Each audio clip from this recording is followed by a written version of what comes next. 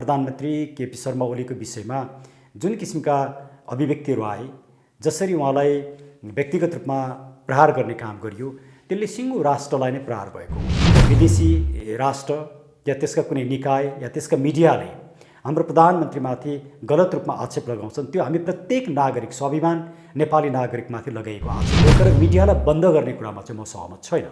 तर हुन त अहिले नेपाली नागरिकहरूले भारतीय विभिन्न मिडियालाई बन्द गरेकोमा सन्तोष प्रकट गरेका छन्। तर यसले समस्याको समाधान हुँदैन। यसले झन् समस्यालाई जटिल बनाउने, तिक्त बनाउने काम मात्रै गर्दछ। त्यसरी प्रधानमन्त्री ओलीको चरित्र हत्या गरिएको छ, त्यो प्रत्येक नेपाली नागरिकको चरित्र हत्या नै हो। र हामी के चाहन्छौँ भने नेपाल सरकारले यो विषय भारतीय परराष्ट्र मन्त्रालयमा उठाउनुपर्छ, विदेश मन्त्रालयमा उठाउनु पर्दछ, आवश्यक परेमा अन्तर्राष्ट्रिय निकायहरूमा पनि यो विषय उठाउनु पर्दछ। सरिता गिरिजीको उपचार खोज्ने अधिकार छ, त्यसलाई हामीले सम्मान गर्नुपर्दछ। तर मेरो विचारमा उहाँमाथि अन्याय भएको छैन, अन्याय उहाँले मुलुकलाई गर्नुभएको छ। केपी ओलीको विकल्प प्रचण्ड, माधव नेपाल, झलनाथ या अर्को कुनै बहादुर होइन। यो लडाइँ हुनु र नहुनुको केही अर्थ छैन। हेर्नुहोस्, उहाँहरू यो पार्टी फुट्छ भन्ने जुन हल्लाहरू छ, मलाई लाग्छ यो पार्टी फुट्दैन। पार्टी फुट्न साथ उहाँहरूले भ्रष्टाचार गरेर कमाउने उहाँहरूको यो धन्दा नै सिद्धिन्छ। अब नागरिकले चाहेको नागरिक सरकार बन्नुपर्दछ, भ्रष्टाचारीहरूलाई कानुनको दायरामा ल्याउनु पर्दछ, नागरिक आयोग बन्नुपर्छ। त्यसको लागि प्रत्येक नेपाली नागरिकले हामीलाई साथ दिन जरुरी छ। या तपाईँ नेतृत्व गर्नुहोस्, हामी साथ दिन्छौँ, या हामीलाई साथ दिनुहोस्। अब यसको विकल्पै छैन।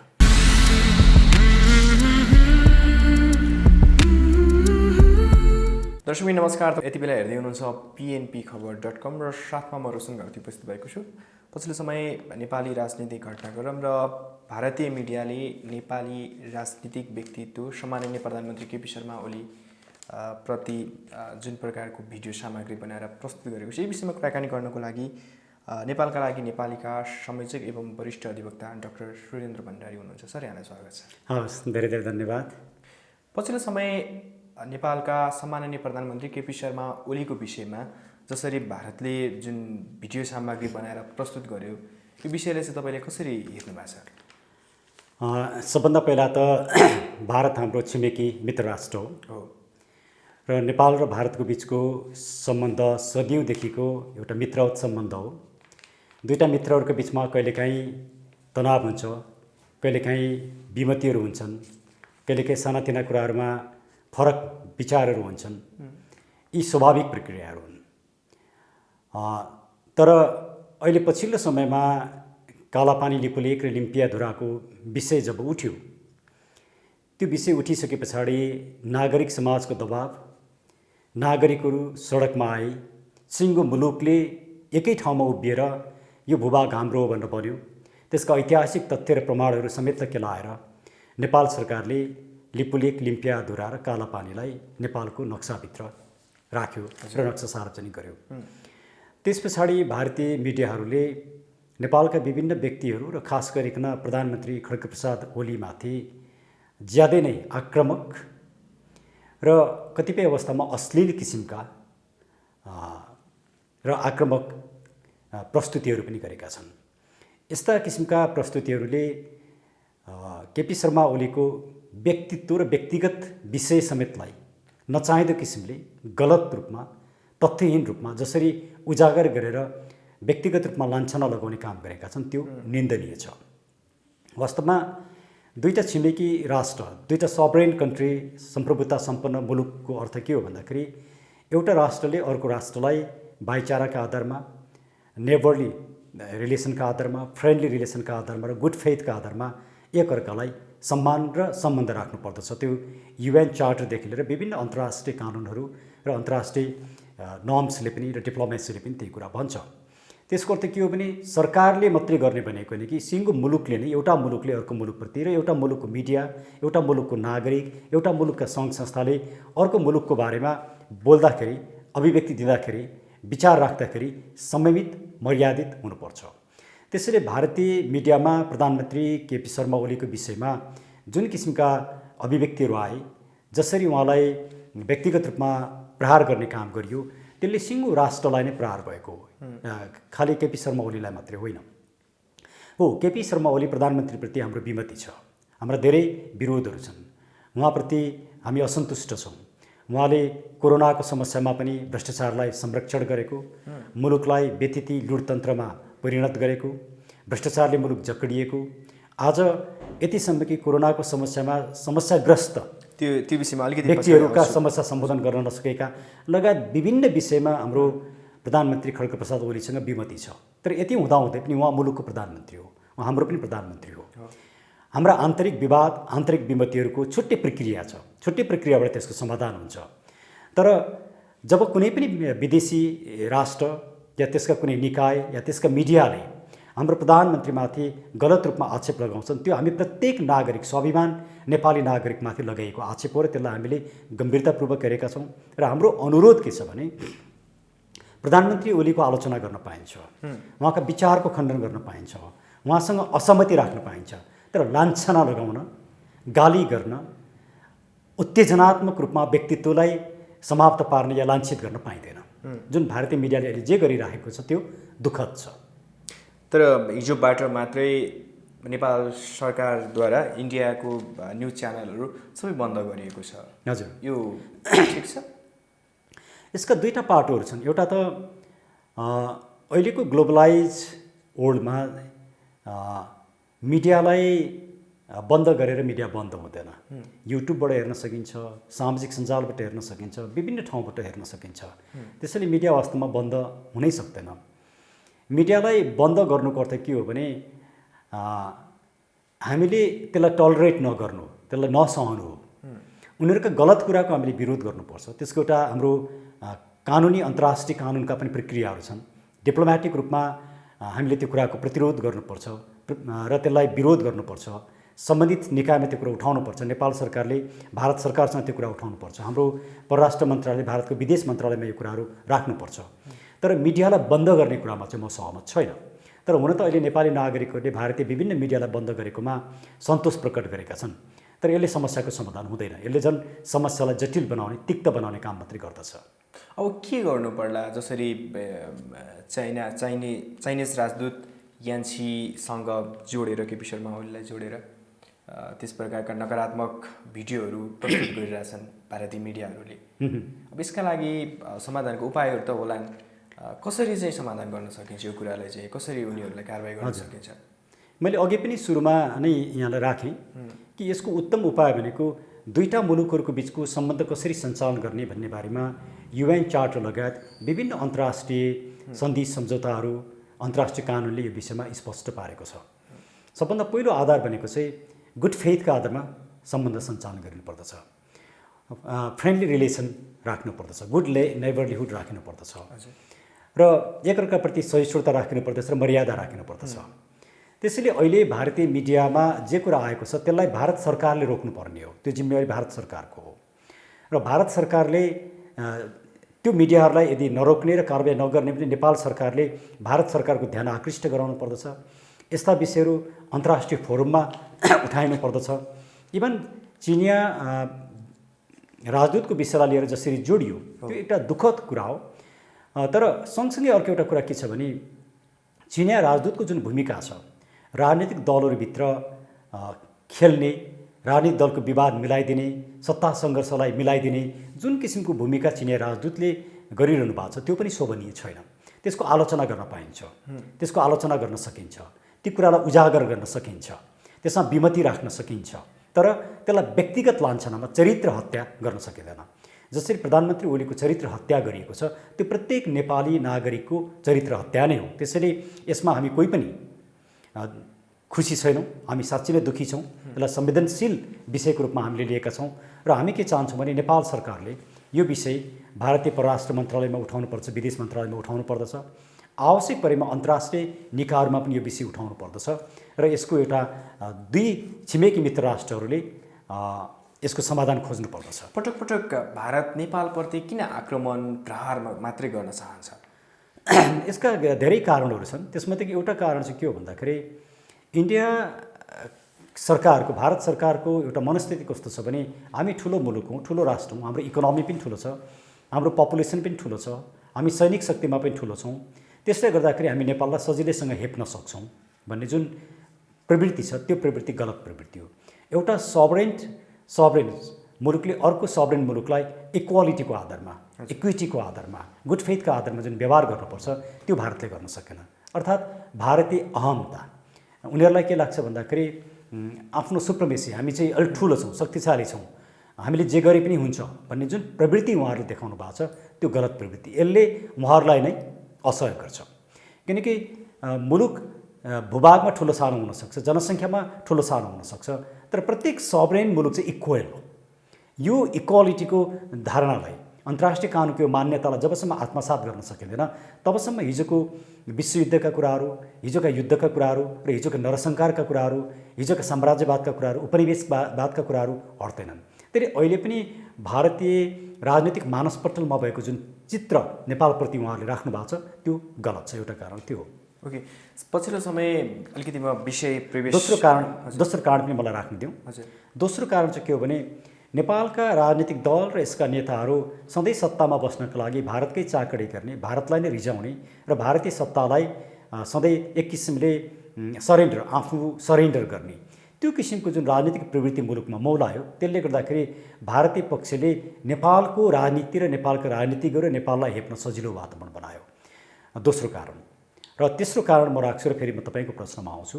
नेपालमा भएका जति पनि राजनीतिक परिवर्तनहरू छन् ती राजनीतिक परिवर्तनमा भारतको भूमिका सधैँ महत्त्वपूर्ण रह्यो। र 62-63 को जुन परिवर्तन छ 12 बुँदे स्वयं भारतले नै अगाडि सारेको 12 बुँदे जुन सम्झौता छ त्यसका आधारमा भएको जुन परिवर्तन छ त्यसमा भारतको महत्त्वपूर्ण भूमिका भएको कारणले अलिकति पनि आफूलाई चित्त बुझ्दो कुरा भएन भने यो नेपाल र नेपाल सरकारलाई उसले सजिलै हेप्ने प्रवृत्ति देखाएको छ। त्यसैले अबको मुलुकमा हुने राजनीतिक परिवर्तन र राजनीतिक रूपान्तरण चाहिँ नितान्त नेपालबाटै नेपाली नागरिकहरूले आफै सुई जेनिस आफ्नोपनामा आधारित हुनुपर्छ भनेर हामी नेपालका लागि नेपालले भनिराखेको हो। ओके, पछिल्लो समय सरिता गिरीको सांसद र पार्टीबाट पनि साधारण सदस्य नरहने गरी कारबाही गरेको छ। यो सफलताको लागि यहाँहरूलाई धेरै धेरै बधाई पनि धन्यवाद दिन चाहन्छु। अब चाहिँ उहाँको नागरिकता पनि खारेज गर्नुपर्छ भन्ने कुरा पनि उठिरहेछ नि, र उहाँले अब स्वयंले चाहिँ म अर्को प्रश्न पनि तपाईँलाई बिचमा जोड्न चाहे। उहाँले चाहिँ म माथि चाहिँ अवहेलना भयो, म चाहिँ सर्वोच्चमा जान्छु भन्नुभएको छ। कुन चाहिँ संविधानको कुन चाहिँ धारामा टेकेर उहाँ संविधानमा सर्वोच्चमा जान पाउनुहुन्छ? उहाँलाई राजनैतिक दलसँग सम्बन्धित ऐन अन्तर्गत रहेर उहाँमाथि उहाँको दलले कारबाही गरेको हो। त्यो नितान्त कानुनी प्रक्रियाका आधारमा गरिएको छ। त्यसैले उहाँले त्यो कारबाहीलाई चुनौती दिने आधार उहाँसँग छ जस्तो मलाई लाग्दैन। तर अदालतमा जाने उपचार खोज्न पाउने उहाँको अधिकार हो, त्यसलाई हामीले इन्कार गर्न, डिनाई गर्न मिल्दैन। त्यसले सरिता गिरीजी अदालतमा जानुभयो, उपचार खोज्नुभयो भने त्यही बेला यो विषयमा उहाँले कसरी जानुभयो, कुन कानुनका आधारमा जानुहुन्छ, अदालतले कसरी हेर्छ त्यो बारेमै छलफल गरौँला। अहिले मैले भन्न सक्ने के हो भने सरिता गिरीजीको उपचार खोज्ने अधिकार छ, त्यसलाई हामीले सम्मान गर्नुपर्दछ। तर मेरो विचारमा उहाँमाथि अन्याय भएको छैन। अन्याय उहाँले मुलुकलाई गर्नुभएको छ। मुलुकलाई अन्याय गरेको कारणले गर्दाखेरि उहाँ कारबाहीमा पर्नुभएको र उहाँले चित्त बुझाउनु पर्दछ र उहाँले वास्तवमा नेपाली नागरिकसँग माफी माग्नु पर्दछ।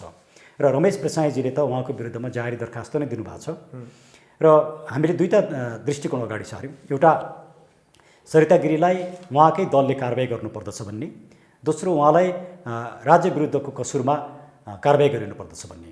हाम्रा दुईवटा दृष्टिकोणमध्ये हामीले राखेका दुईवटा कुरामध्ये एउटा कुरा पुरा भएको छ भने अर्को कानुनी कारबाही मैले हुने प्रक्रिया चलिराखेको छ। तर त्यो प्रक्रिया यथाशक्य छिटो गरियोस् भन्ने कुरा चाहिँ म यहाँकै कार्यक्रम मार्फत निवेदन गर्न चाहन्छु। तर रमेश प्रसाईजी तपाईँहरू लागेर त्यो कारबाहीको लागि मुद्दा दायर गर्नुभयो, तपाईँहरू लड्नुभयो, तर राष्ट्रवादी छवि त समाजवादी पार्टीले बनायो नि फेरि।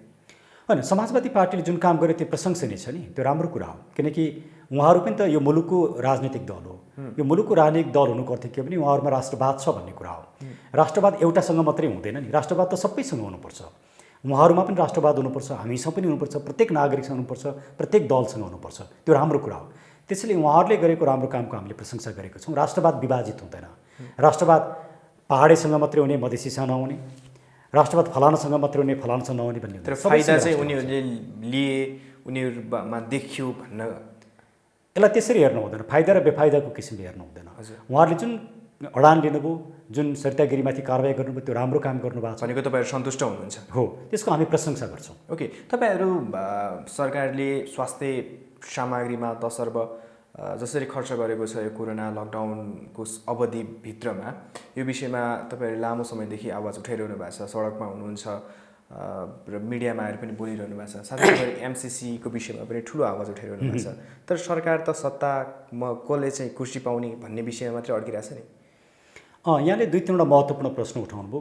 सबभन्दा पहिलो त कोरोनाको विषयमा कोरोनामा भ्रष्टाचार भएको छ भन्ने कुरा आज सर्वत्र सबै नागरिकलाई थाहा छ। 10 अरब कहाँ गयो?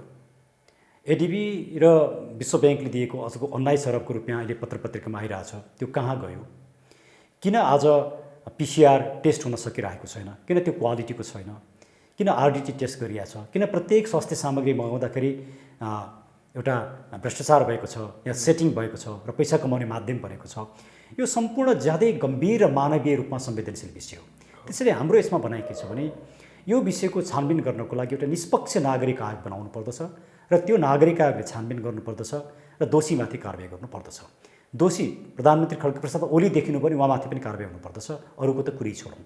त्यसैले यस्तो मानवीय संवेदनशील विषयमा पनि राजनीतिक रूपमा खेलवाड गर्ने, भ्रष्टाचार गर्ने कार्य ज्यादै निन्दनीय छ।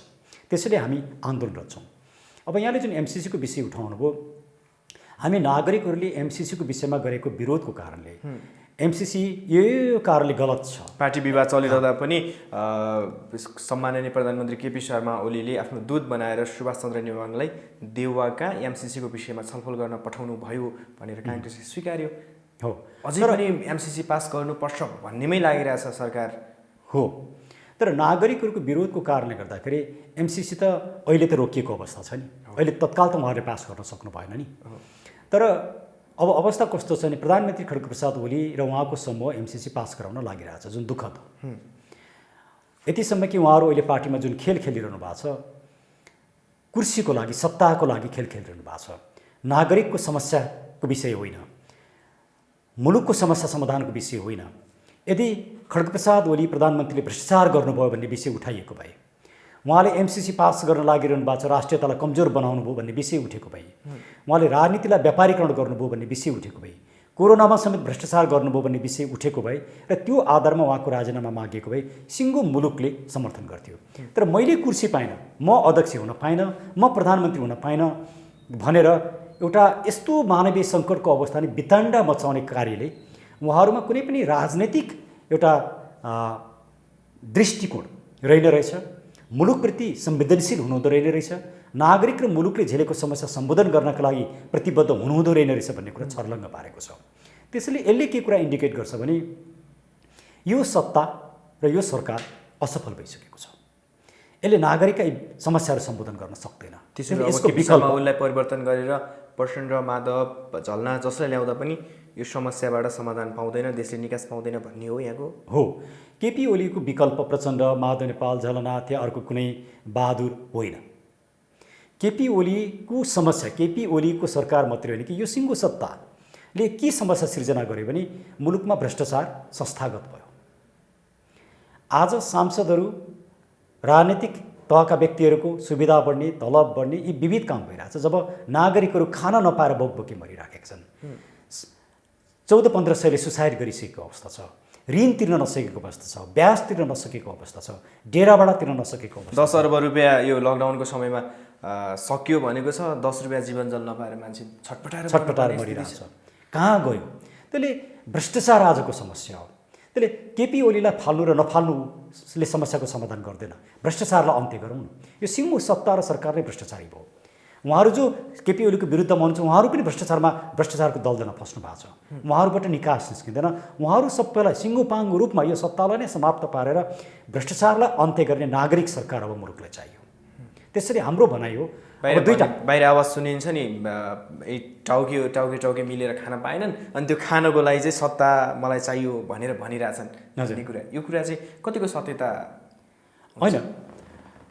उहाँहरू बिचको लडाइँले त त्यही कुरा देखाउँछ। उहाँहरू सत्ताको लडाइँ, उहाँ पदको लडाइँ हो। उहाँहरू मुलुकका समस्या समाधानको होइन। त्यसैले अब के गर्ने त?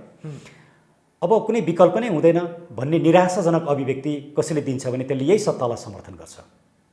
त्यसैले हामी आशावादी हुनु पर्यो, राम्रो संरचना खोज्नु पर्यो, राम्रा व्यक्ति खोज्नु पर्यो। त्यसैले हामीले नागरिक सरकार बन्यौँ। निष्कलङ्कित, निष्पक्ष र भ्रष्टाचारको अन्त्य गर्न सक्ने व्यक्तिहरूको सरकार बसाइयो र त्यो नागरिक सरकारले नागरिक आयोग बनाएर कोरोनामा भएको भ्रष्टाचार र पञ्चायतकालदेखि आजसम्म सत्तामा बस्ने व्यक्तिले गरेको भ्रष्टाचार र घुसखोरीको छानबिन गरेर दोषीलाई कारबाही गर्नु पर्यो। निर्वाचन प्रणालीमा सुधार गर्नु पर्यो। शिक्षा र स्वास्थ्यलाई निःशुल्क, गुणस्तरीय, सर्वसुलभ बनाउनु पर्यो। रोजगारीको व्यवस्था गर्नु पर्यो। कम्तीमा अहिलेका तत्कालीन समस्याहरू समाधान गर्नु पर्यो।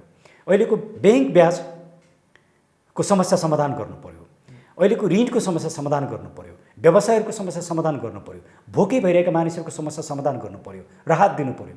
यति गर्नका लागि अब नागरिक सरकार चाहिन्छ। यो सरकारले समस्याको सम्बोधन गर्न सक्दैन भन्ने हाम्रो भनाइ हो। ओके, अब यो जुन लडाइँ छ, सत्ताको लडाइँ छ, यो लडाइँ चाहिँ कहाँ गएर ठुङ्गेला? यसो कुनै अन्त्य नै छैन। किनभने उहाँहरूको उद्देश्य मुलुक होइन, उहाँहरूको उद्देश्य नागरिक होइन, उहाँहरूको उद्देश्य भ्रष्टाचारको अन्त्य होइन, उहाँहरूको उद्देश्य राष्ट्रियताको संरक्षण होइन, उहाँहरूको उद्देश्य राजनीतिक शुद्धिकरण होइन। उहाँहरूको नितान्त उद्देश्य आफू सत्तामा जाने, सत्ताको दुरुपयोग गरेर पैसा कमाउने, भ्रष्टाचार गर्ने। त्यसैले यो लडाइँ हुनु र नहुनुको केही अर्थ छैन। हेर्नुहोस्, उहाँहरू यो पार्टी फुट्छ भन्ने जुन हल्ला छ, मलाई लाग्छ यो पार्टी फुट्दैन। पार्टी फुट्न साथ उहाँहरूले भ्रष्टाचार गरेर कमाउने उहाँहरूको यो धन्दा नै सिद्धिन्छ। त्यसैले उहाँहरू मिल्नुहुन्छ। यो मिल्नु नै उहाँहरूको लागि फाइदाजनक छ, किनकि मिलेपछि मात्रै सत्तामा बस्न सकिन्छ र सत्ताको दुरुपयोग गरेर पैसा कमाउन सकिन्छ। त्यसैले यी बाहिर देखाएका जति पनि नाटकहरू छन्, यी नाटक मात्रै हुन्, नागरिकलाई छल्ने, झुक्क्याउने कुरा मात्रै हुन्।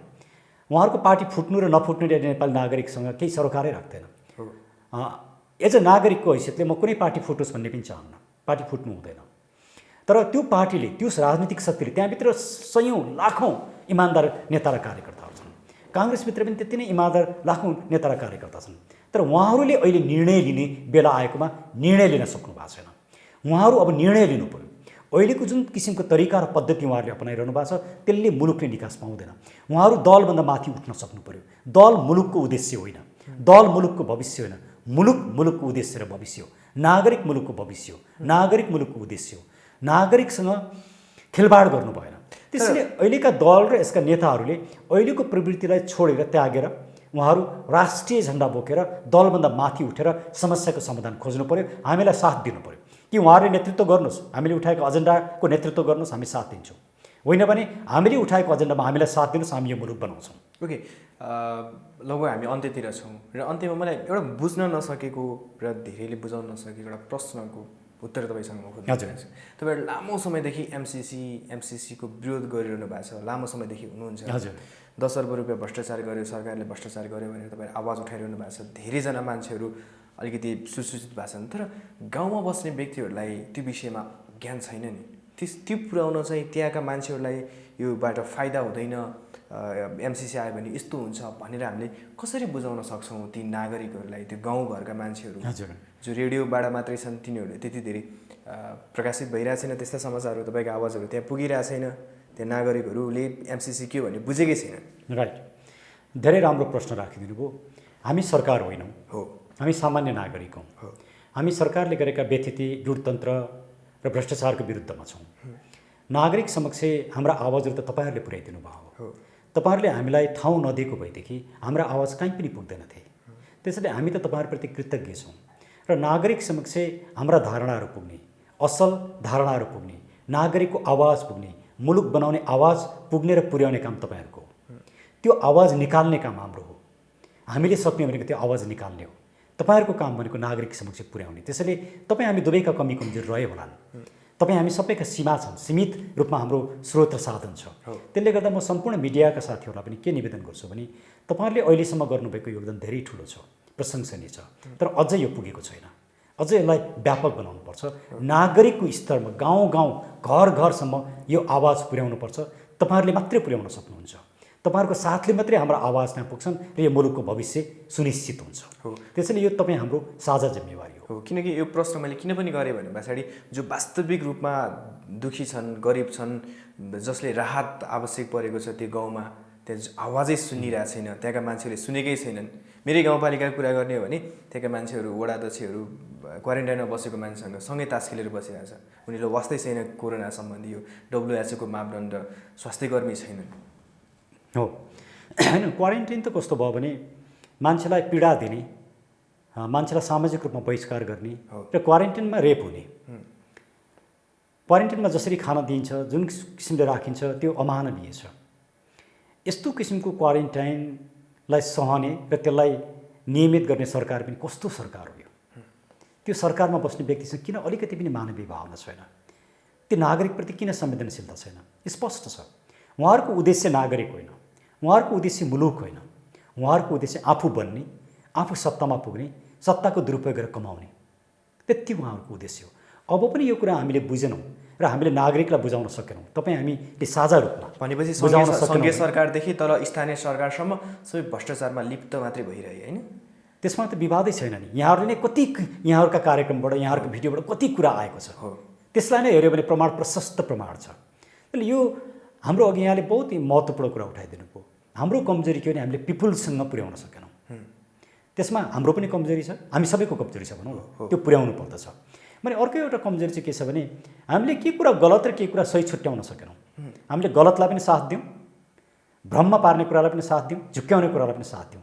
त्यसले अन्ततः नेपाली नागरिकहरूको र मुलुकको अहित हो। त्यसैले हामीले साँचो कुरा वास्तविकतालाई प्रष्ट पार्ने र सत्यको साथ दिने काम हामी अभियन्ताहरू, तपाईँहरू जस्ता मिडियाकर्मी र नागरिकले गरेको खण्डमा मात्रै यो मुलुकको भविष्य निश्चित हुन सक्छ। यो मुलुक एउटा राम्रो भविष्यसहित अगाडि बढ्न सक्छ। हो, सहरमा बसेका बाहेक गाउँमा जो मान्छेहरू छन् उनीहरूलाई त धेरै नेताहरूले आए, झुक्काए, भोट मात्रै मागे।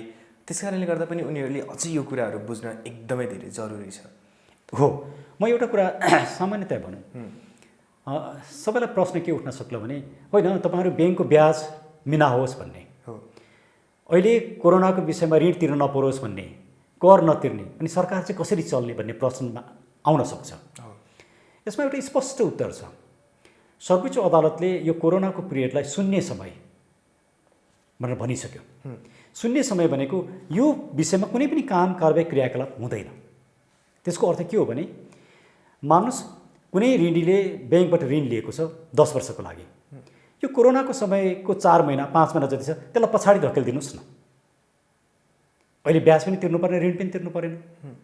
कमाएपछि त तिर्छ नि व्यक्तिले, तिर्दिन भनेर त कसैले भनेको छैन नि। अहिले पो इन्कम छैन, कमाउन सक्ने अवस्था छैन, तिर्दिन भनेको हो त। त्यति पनि सरकारले गर्दैन। अनि सरकार के भन्छ, तिमी कर तिर भन्छ। कहाँबाट कर तिर्ने? मान्छेको खाने समस्या भइसक्यो, मान्छे भोकै बस्ने अवस्थामा पुगिसके, कति मानिसहरू भोकै छन्, राहत पुग्दैन। अनि यस्तो एउटा मानवीय रूपमा विदारक अवस्था सृजना गरेर भ्रष्टाचारमा चुरुल्लुम्म सरकार डुबेर नीतिगत रूपमा असफल भएर अनि कसरी चल्छ? अब पैसाको कुरा होला, कहाँबाट आउनु पैसा? सिम्पल छ, पैसा प्रशस्त छ। तपाईँ यहाँ अरबौँ अरबका व्यापारीहरू छन्, घरान्य व्यक्तिहरू छन्, सिङ्गो मुलुकको अर्थतन्त्र केही सीमित व्यक्तिको हातमा छ, उनीहरूले कर तिरेका छैनन्, उनीहरूबाट कर उठाउनुहोस्। एनसेलबाट तपाईँले लगभग 200 अरब रुपियाँ उठाउनु पर्ने हुन्छ, त्यो उठाउनुहोस्। आज पशुपति मात्रै लिनुहोस्, यस्ता थुप्रै मठ मन्दिरहरू छन्, पशुपतिबाट मात्रै वर्षको 10औं अरबभन्दा बेसी पैसा भट्टहरूले निजी रूपमा भारत लिएर जान्छन्। विभिन्न देशमा होटलहरू बनाएका छन्, आलिशान बङ्गलाहरू बनाएका छन्। यो हामी भक्तजनले आफ्नो ईश्वरलाई चढाएको पैसा विदेश लान र कुनै व्यक्तिले निजी बनाउनको लागि होइन। आज मुलुक सङ्कटमा पर्दाखेरि ईश्वरले पनि त्यो पैसा नागरिकको हितमा खर्च गरून् भन्ने नै चाहन्छन्। त्यसले यो सरकारले तत्काल त्यस्ता कुरा रोक्नु पर्यो नि। तर सरकारी संयन्त्र नै मिलेर, भट्ट र सरकारी संयन्त्रहरू मिलेर यस्ता पैसाहरू लगिन्छ।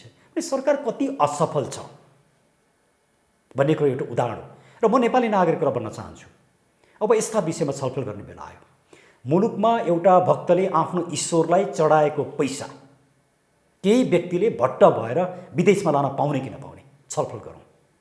त्यो पैसा नेपाली नागरिक भोकै मर्दाखेरि त्यो भोको नेपाली नागरिकले पाउने कि नपाउने छलफल गरौँ। आज समय आइसक्यो। आज ठुल्ठुला व्यापारीहरू जसको अरबौँ अरब रुपियाँ छ, कर तिरेका छैनन्, तिनीहरूबाट कर उठाउने कि नउठाउने, एनसेलबाट कर उठाउने कि नउठाउने। आज राजनीतिज्ञ सांसदहरूलाई करोडौँ करोडको सांसद विकास कोष दिएको छ, त्यो किन चाहियो? आज सरकारमा बस्ने र कर्मचारीहरूले, पुलिस, सुरक्षा निकाय र डक्टरहरू बाहेक, किन उहाँहरूले यो कोरोनामा धेरै ठुलो योगदान गर्नुभएको छ, उहाँहरू बाहेक अन्य सम्पूर्ण कर्मचारीहरूको या त पुरै तलब नभए पनि आधी तलब गरिब र पीडित व्यक्तिहरूकोमा पुग्नुपर्छ। आज उहाँहरूको सुविधा बढाउने होइन। किन सरकार असफल छ? किन सरकार मौन छ? किनकि यो सरकारलाई मुलुक प्यारो छैन, नागरिक प्यारो छैनन्। त्यसैले यो सरकार राष्ट्र विरोधी, नागरिक विरोधी भइसकेको छ। अब पनि नागरिक नचेत्ने, नउठ्ने, नजाग्नेहरू पनि तपाईँ हामी 2-4 जनाले बोलेर कराएर केही पनि हुँदैन। हामी किन बोलिरहेको छौँ? यसमा के स्वार्थ छ हाम्रो? यो बोलेर यो कराएर त मलाई त केही फाइदा छैन नि व्यक्तिगत रूपमा, तर मुलुकको चिन्ता हो। मैले मेरो लागि होइन, मलाई त मेरो पेसा गर्दै रमाइलो छ नि। म म मेरो काम छोडेर किन म सडक आन्दोलनमा छु, म काम छोडेर किन तपाईँकोमा आएर म इन्टरभ्यू दिइराखेको छु। मैले मेरो काम गरेको त 2 पैसा कमिन्थ्यो नि मलाई त। मैले मेरो फाइदाको लागि होइन कि आज मुलुक सङ्कटमा छ, त्यसले सबै मिलेर बचाउँ भन्ने कुरा हो।